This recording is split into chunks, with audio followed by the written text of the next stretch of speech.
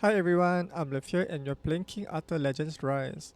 So in this video, I'll be sharing with you a new strategy on how to clear the Burning Land stage 10. So I just cleared this stage 9 and 10 today using the same strategy. So let's go over there. So these are the heroes that I'll be showcasing. Anguish, Merlin and Isolde. Merlin is a must-have hero here because he's there to place a unique debuff Frozen Remains that allows your heroes to get a dot immunity buff so that they will not get scorched by this boss. And make sure all of these heroes are in Frost Relics because they will gain the benefit of uh, receiving only 85% damage from the boss. Right, without further ado, let's get started. Always prioritize attacking the boss, as you can see here. And make sure all of your heroes have sufficient effect accuracy. So before I start the battle here, let me show you the skill order settings. This one is really important. Make sure Isolde is using A1 so that she generates vigor, so that Merlin and Anguish has sufficient vigor to cast their A2 and A3 ability. Anguish A3 ability is the one that places all of the chill dot or damage over time. You do not need this A2 because this one is basically steel buff and the boss does not really place buff on himself. And then we have Merlin here, use his A2 to inflict the Frozen Remain debuff to the boss so that your heroes can gain the dot immunity. And then Isolde is in Vigor set and she's there to provide additional Vigor along with her default ability here. Same goes with Anguish. Alright, let's click OK.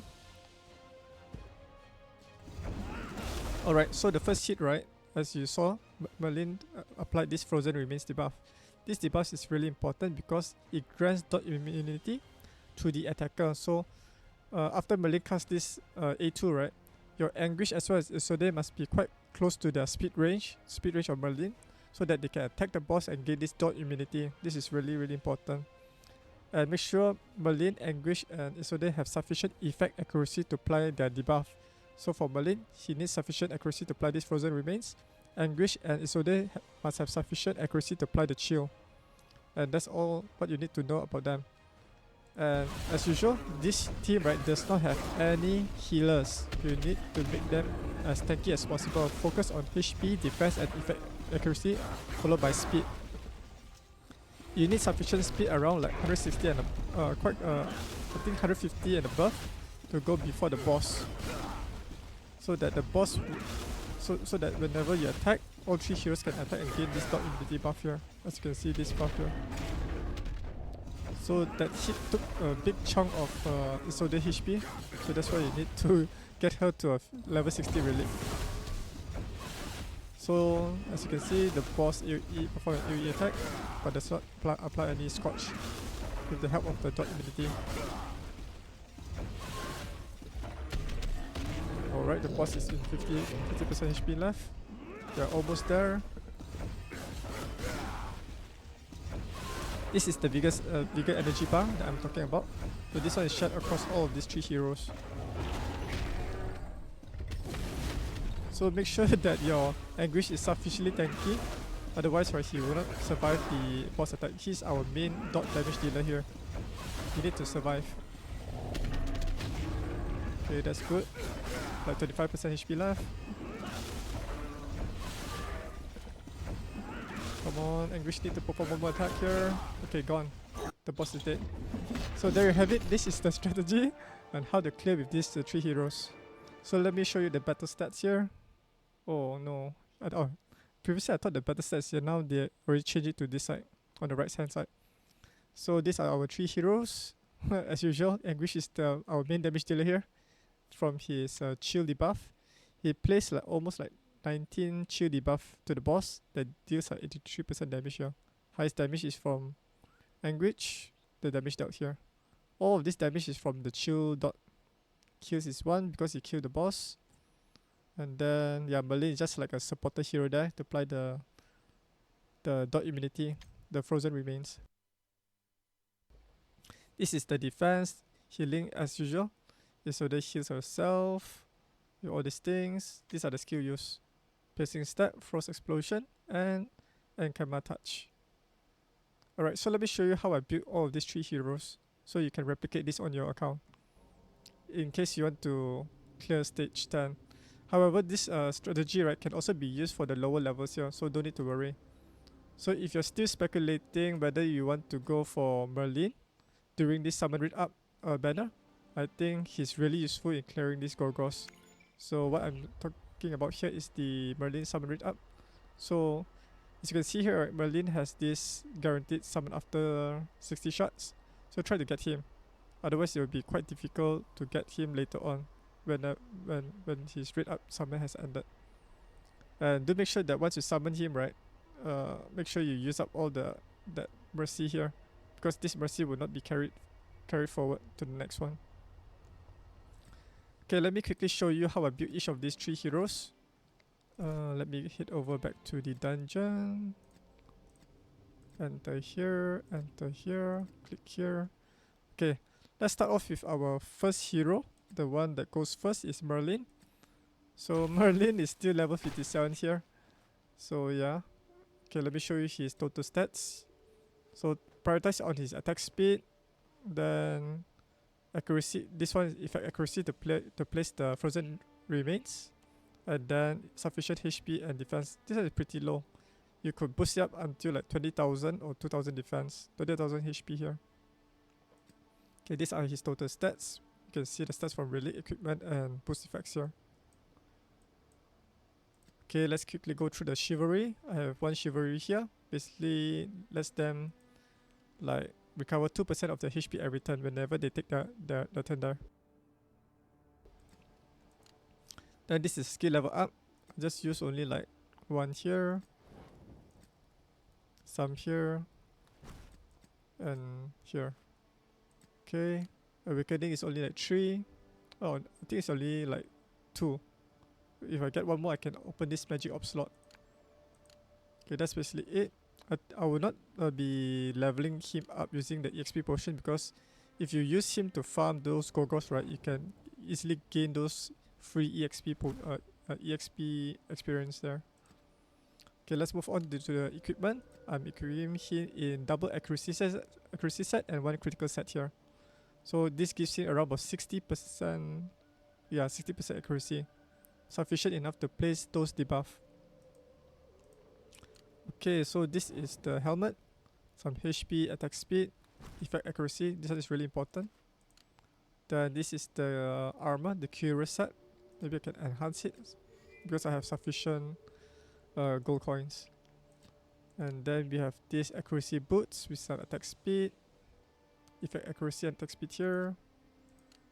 And this is the necklace.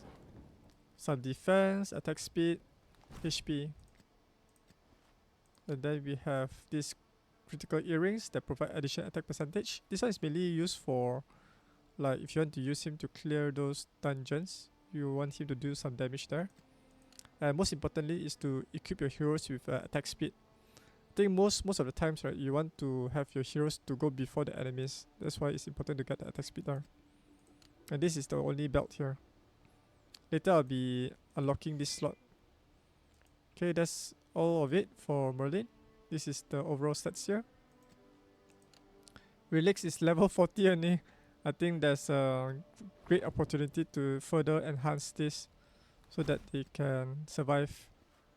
Okay, no upgrades for this relic. Okay, let's move on to the next hero, Anguish. He's our main dot damage dealer, and he can perform co-op attack here.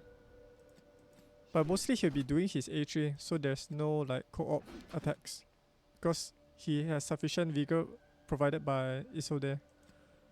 Alright, let's check the info. This is the total stats: 153 attack speed, 50% accuracy stats, vigor charge is 2. I'm equipping him in the vigor set as well. So this is overall detailed stat here. In case if you do not know what does this mean, you can just click on the stats to understand what the stats does. Like what's attack speed do? This stat affects the turn order for heroes. Higher attack speed means the faster the hero turn will come. Same goes with vigor charge. This is the vigor restored at the start of the hero's turn. Effect accuracy, likelihood that a hero successfully applies the effects. Okay. So if you want to learn more, just click on them. Oh yeah, I want to find out what's recovery. Let's quickly go here. affects the potency of HP recovery effects used by the hero. Okay. And I have almost all of the passive skill level up. This one is the effect accuracy increased by 2 turns. And this one is when using this skill tree, if the target has dot, then grant dot taken decreased by 1. So I just need one more here. Alright, so let's move on to the equipment. I'm gearing him with a vigor and accuracy set. So this is the helmet. Curious. And then accuracy boots. Necklace. This one can change it to HP percentage or defense percentage. Because right now I don't have much vigor set here.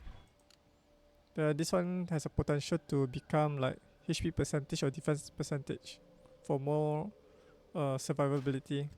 As usual, attack speed, but I don't have attack speed here. Okay, this is the belt corrosion. This one is attack speed. I was quite lucky to get attack speed on the belt. Alright, that's it for all of the equipments. These are the detailed equipment stats. Right. Okay, let's go to the relics. Jen is level 50. There's a potential to increase it to level 60 to boost up the survivability of him. Okay, there's no upgrades for the relics here. And there you have it. This is Anguish. And let's move on to the final hero, who is Isolde. Let's check out her info stats. 157 attack speed, 2 vigor, and 10 accuracy. This one can be further boost up to maybe another 10 more or 20% more. So that she can apply more chill debuff. Okay, these are her detailed stats here. Okay, let's move on to the chivalry. Oh yeah, I haven't shown you the chivalry for Anguish. Did I show for Anguish? Let me quickly go through it. So he only has this one. Dian check blessing. This one is for another relic. This one is effect accuracy 10%. Okay, let's quickly go through here. Right, that's it for Anguish. Okay, let's head over back to Isolde. So she doesn't have any. She only has one passive skill upgrade, which is this one. Okay, let's quickly go through the chivalry. She has this one, using skill 1 to heal. It's not important for Gorgos because she's not healing there. And this one is using her third skill to increase the duration of dot inflicted. Yeah, I think all this chivalry is not necessary unless you're not using this strategy. She only has one upgrade here for this passive. She's 4th awakening. And yep. Let's move on to the equipment. As usual, similar to Anguish, accuracy and vigor set. This one is the accuracy helm, vigor cuirass, vigor boots, vigor necklace, vigor earrings, and accuracy ring with the attack speed. Quite nice for 2 attack speed. If I get this to 6 star, right, it's even faster. Then we have the stack belt for recovery. And then for this one is addition defense. These are her total stats: 21,000 HP, 1,761 defense, 157 attack speed, and 39 accuracy, 39% accuracy. These are her stats here. Relics, I got all of the 3 relics, but I mainly use this one for the Gorgos. No skill upgrades or no relic skill upgrades here.